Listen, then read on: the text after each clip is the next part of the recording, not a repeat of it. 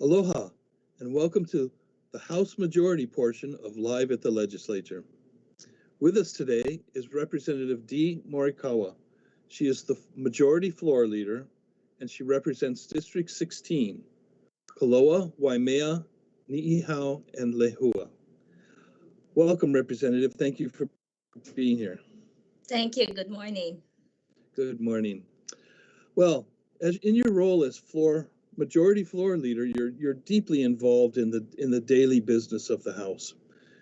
As you look back at this coronavirus restricted legislative session, how did the Capitol being closed and the necessity of health precautions affect the legislature's proceedings?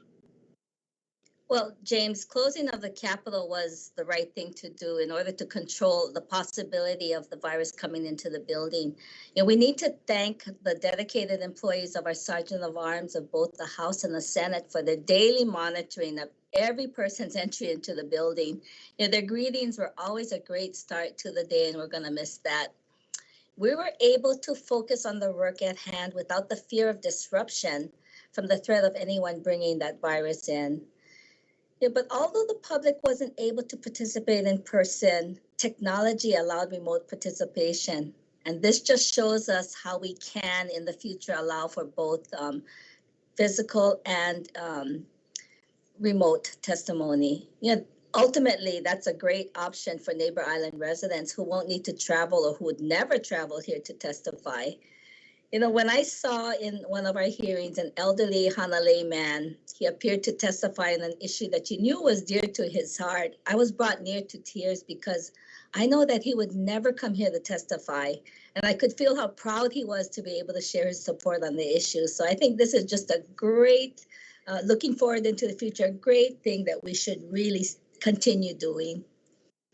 Yeah, that made a real difference this session. I'm so happy that man was able to testify. Yeah, and many others, of course. Yeah. Well, what do you see as we end this session? What do you see as the highlights of the 2021 legislative session? Yeah, for this session, for every session, the budget is the highlight, but more so this session because we had that extreme revenue shortfall. But our fabulous Fin and WAM people have done a tremendous job with that. And thank you to them for their very hard work. James, usually when the economy is struggling, government tries to beef it up by infrastructure projects, also known as capital improvement projects or CIPs. So I'm very happy to see the projects for Kauai are focused on road repair, catching up on school facilities maintenance, park and harbor improvements, and the best one to me is a significant amount of funding for a new Waimea High School gymnasium, which that gym is, we tried to figure out when it was built and we couldn't find information, but I believe it's 70 plus years old. I believe the residents of Kauai will be very pleased to see the amount of CIPs for our island. Excellent, good work. Well, I want to turn a little more locally for you. You've been a strong proponent of removing the rats from Lehua Island, which is in your district. Now that this has been accomplished, why was that important, and can we keep it rat-free? Well, James, the fact is, yes, I wanted the rats gone, but the way it was going to be done was a major concern for me, fishermen, and residents because, blanketing the whole island with the helicopter rat poison drop didn't appeal to me, although I knew that there was no other way to do it. Many people assumed that the pellets would end up in the ocean and no one knew what the consequences would be to marine life. Shortly after that drop, there were some dead fish and a few birds found around Lehua, and there was a beaching of pilot whales on Kauai, but it was never proven that the dead whales were a consequence of the poisoning. So I know now that no matter the consequence, the island is now thriving, it's rat-free, and it's just full of birds. I'm very confident that the Department of Land and Natural Resources will periodically check the island to make sure it remains rat-free. And from here forward, their rat control will not be so drastic. And I think we're in a good place today. That sounds good. Yeah, we weren't sure about the effects, but it looks like it seems to have worked. Yeah. It did. Well, during this session, what bills have you introduced that were passed that will benefit your community? Well, this year I knew it was going to be a tough year budget-wise, so I just focused on 2 resolutions and 1 bill. So the first resolution, it's HI 23, deals with Pole Holly State Park. Now, Pole Holly is a very large sandy beach that stretches for several miles on the west side of my district. So I tried to introduce a bill to make it legal to drive on that beach, because it's illegal to drive on any beach. And at the same time, we needed to control the amount of vehicles allowed. Last year, because of the pandemic, many people were out of work, kids out of school, and there were a couple of weekends where hundreds of vehicles were on the beach. The restrooms just couldn't handle the capacity. There was damage to the dunes that are very a sacred place for the Hawaiian families. So this legislation was a way to try to control the overuse, but the backlash by the public proved that this isn't an issue ready to be dealt with. So this resolution will form a community group of all stakeholders to discuss a way forward for the best use of this beautiful state park. And then I also introduced an HCR 37, which addresses traffic congestion on Kamuli Highway. On Kauai, we have 1 highway. It goes from north to west. So Kuhio Highway is from the north to Lihui, and from Lihui to far west is Kaumuali'i. So of course we have many areas of congestion because of that 1 road. But in my district, Kalaheo and the Maluhia Tree Tunnel seem to be the most problematic. And this resolution encourages the state and county to conduct a study to help alleviate that traffic congestion. And lastly, and what I'm most proud of, is a spur bill, HB 119. It's assisting an organization called Kaunaleva. Now, this is the most exciting bill because it proposes to develop the old Kekaha sugar mill into a supply chain facilities, community marketplace, a tourist and cultural center, workforce development programs, and it'll be a hub for product creation and incubation. Now, this is a project totally supported by the community, and so many are anxious and excited to see this dream finally come true. Wow, that sounds exciting. I love projects like that make the community a better place to live. Well, with the end of the session just 2 days away, is there anything you'd like to say to the residents of Kauai? Well, I just want to say, this session has had many ups and downs. It's been stressful. There have been some understandings. People have been angry at me.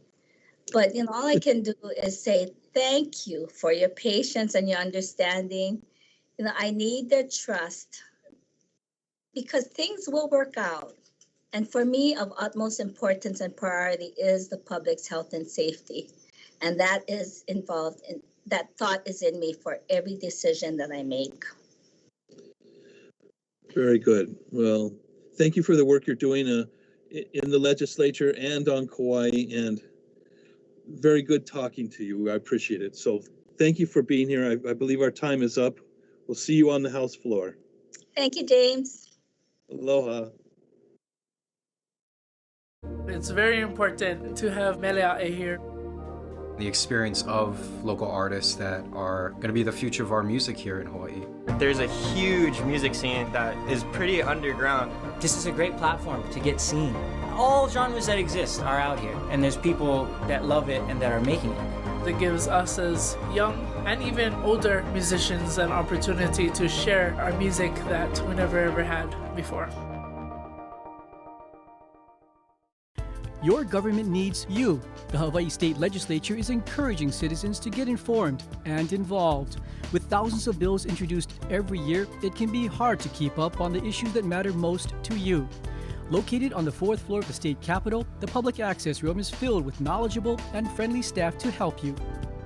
This is your Hawaii, your state capitol. Get informed, get involved, and get the government you want.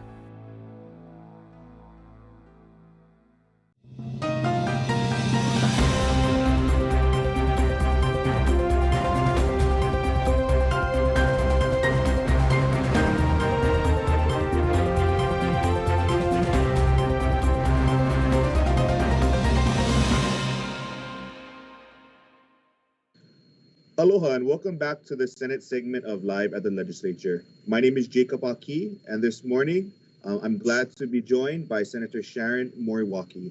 Senator Moriwaki represents Senate District 12, which includes the areas of Waikiki, Ala Moana, Kaka'ako, Makali, and Mo Ili'ili. Senator, thank you for joining us this morning. Morning, Jacob. Nice to be with you. Bright and early. Bright and early, yes. Senator, your district is a very diverse district, and as one of the central districts in urban Honolulu, there are a lot of issues that you've been dealing with. One of those long-standing issues have been the issues of potholes, particularly in the Kaka'ako area. Can you briefly talk about that? Because a couple of weeks ago, you joined Mayor Blangiardi and Speaker Saiki in Kaka'ako to share some exciting news. It was an exciting day, Jacob. we've been fighting potholes for I don't know as long as I can remember, but the real problem with that was that there were private streets. There are 17 or so, 19 private streets in Kaka'ako. And it's owned by the Kaka'ako Land Development Company, which people call the Chun Brothers. And it's been a fight. The speaker has had some bills passed, and we have been trying to look at eminent domain with the city, and it has not worked. But thankfully, the case has wended all the way through, and the court decided, it ruled that the KLC does not own this property, and therefore it goes to the Department of Transportation. Under the Department of Transportation Highways Act and how it operates, they will offer the streets to the city, and that is in the process of being executed now. In the meantime, because of the active Department of Transportation Highways Division Director and the new city administration, they've agreed to allow the city to go ahead and fix all the potholes. So a couple weeks ago, we started filling the first pothole in Kaka'ako. So they should all be completed as we speak today. So we are all of the residents are very pleased not to fall into any big holes in Kaka'ako. Senator, how does this improve the quality of life for not just residents, but for the many businesses in the area? Because especially, many of those places have been forced to deal with these issues of potholes that have caused damage, not just to their property, but even to some of their personal vehicles. Can you share about that? Because I know when that announcement was made a few weeks ago, many businesses were just so happy to hear that help was finally on its way. So it wasn't only the poor condition of the roads, which is a liability for individuals and government especially, but it was also that the KLC was actually extorting from all of the businesses that were aligned along the streets because they claimed to own the streets. They were charging them $100, I think, a stall a month. Wow. which was a lot. And so, and they were towing away cars of their guests coming in to do business, even if it was for a couple of minutes. The tow truck was on its way, pulling cars out of the area. So it was not only the liability of poor conditions, but it was really the extorting of businesses and the cost to all of the customers of these businesses. So it was really brought upon themselves the way they treated the residents and the businesses in the area. So it was a happy day on many levels. Yes. Senator, let's move on the other side of your district to the Waikiki area. And as we were talking prior to the show, there's a big project going down there regarding the sand on the beach. Can you also share a little bit about that? So Waikiki is as you know, the real economic engine, not only for Oahu and all of us, but for the state. And so the sand replenishment project under the Department of Land and Natural Resources has been ongoing. They are now getting funding. They have had some funding. So the sand is being replaced, and in fact, there was a law that hopefully will pass today that allows them to not have to bring all this sand in and have it dry out, and in smaller projects, they can actually reuse the sand, which makes a lot of sense. And it's, I think, recycling of our sand is much better than all of the costs and the impacts on our environment. So that's one part. We also have funds for replacing the groins that keeps the sand in as well. So Waikiki will be spruced up a bit, and hopefully more of our residents can also enjoy going to Waikiki Beach and the whole area. Senator, COVID-19 has had an impact on many communities across our state, but your district in particular, and in the Waikiki area, really is the center of our tourism industry. And I want to ask you, what was the impact on COVID, the impact of COVID on not just the residents, but for your overall district, which, as I said previously, is very diverse? Well, it was really hard hit, I think, because we're so dependent on tourism and the visitor industry, from businesses closing to many of the residents who live in the district and work in the visitor industry. There was a lot of unemployment. My office, I think, had hundreds of requests for help for those who are unemployed, but also all the people who usually come and frequent our beaches and our restaurants and hotels, all were stopped from coming and enjoying our area. The residents liked it. It was quiet and calm. Residents actually had the opportunity to go back to many of these beaches. I had a family member who said he hadn't been to Waikiki in over 3 decades, but he went back a couple of times, So as you said, residents actually had the opportunity to enjoy. Yeah, and I think, I think the pandemic has been really awful for all of us. But I think the silver lining is that we've come to enjoy what we have and how we might make it better. So I think even with the tourist industry, I talked to HTA, and they are looking at how do we make it a better destination, but a much more quality destination for our residents as well as tourists. So a lot of what's going on with that, as well as learning to do this, Zoom. I have within my purview in my Government Operations Committee, the State Office of Technology Services, and we are looking at upgrading, also looking at how we might do more broadband to the underserved areas and unserved rural areas, and really even teaching the kupuna how to use the computer to get on Zoom, and we have much more involvement by seniors as well. So I think there are some positive parts to this pandemic, not all bad, but hopefully we'll learn from that. And as we go definitely. Senator, speaking of your Committee on Government Operations, this is your first year as a committee chair in the Senate since being elected in 2018. So how has your first year as a chair been, particularly during this time where the Capitol was closed? But as you said, we've been making strides to improve our technology infrastructure so that we can continue government operations.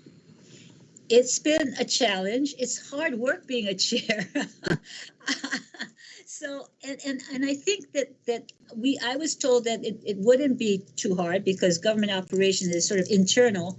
But I think because of the pandemic and because we had no funds, we were really looking at restructuring government, streamlining operations, looking at technology. How do we have broadband so that we can work remotely? So that all of these issues came to the front because of ways in which we can do government better, more efficiently, that we were pretty inundated with a lot of bills on streamlining, restructuring government, reorganizing. Even Kaka'ako HCDA is being restructured so that it really is more efficiently run with a management board.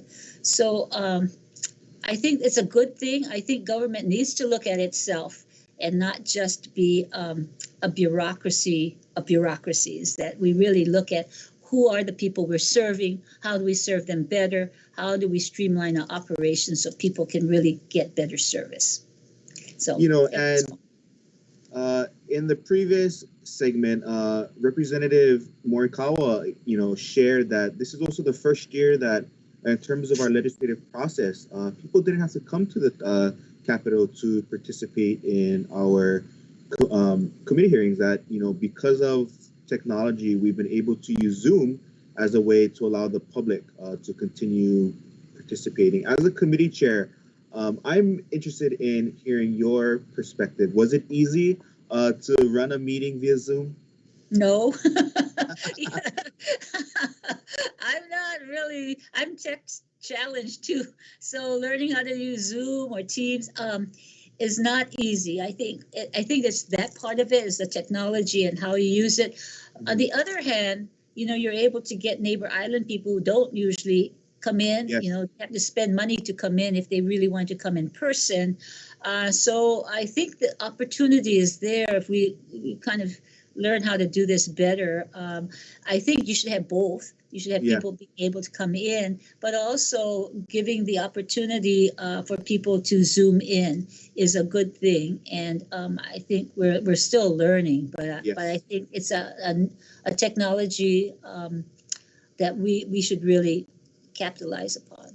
Senator, we have about 2 minutes left, and I do want to ask you today on the floor, both the Senate and House, legislators will be deliberating on the final bills that came out of conference. With the Senate session, with the legislative session adjourning on Thursday, what do you hope to accomplish, or what do you hope the legislature accomplishes in its final days?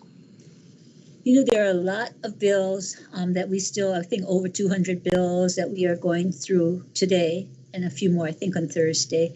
A lot of them are looking at how do we serve the public better, whether it's through crime and crime prevention, or not all the kupuna bills got through, but there's one that, really looks at crime against the elderly and how do we deter some of the crimes there. There's also homeless programs. A lot of money from the ARPA, the American Rescue Act, monies is going to serve the needy. So I think that's a good thing. So the budget has been, I think, increased because of the federal funds, and those are going to the needy. The unemployment insurance is a big area that we really need to look at.